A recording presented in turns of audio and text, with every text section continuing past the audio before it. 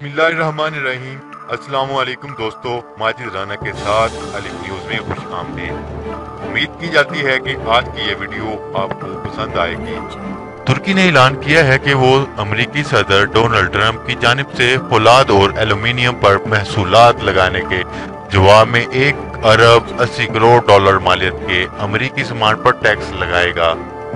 Media reports के मुताबिक तिजारत के आलमी इदारे वर्ल्ड ट्रेड ऑर्गेनाइजेशन ने कहा है कि तुर्की की जानिब से अमरीकी माल पर लगाए जाने वाले टैक्सों की मालियत 26 करोड़ 65 लाख डॉलर होगी और ये टैक्स जिन चीजों पर लगाए जाएंगे इनमें कारें, कोयला, कागज, चावल और तंबाकू शामिल है।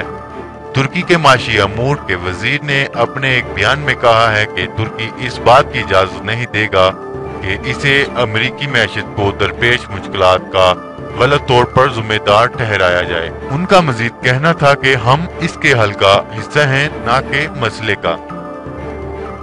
अगर आपको ये वीडियो पसंद आए तो हमारा चैनल सब्सक्राइब करें, लाइक करें, कमेंट करें। शुक्रिया। पाकिस्तान जिंदाबाद।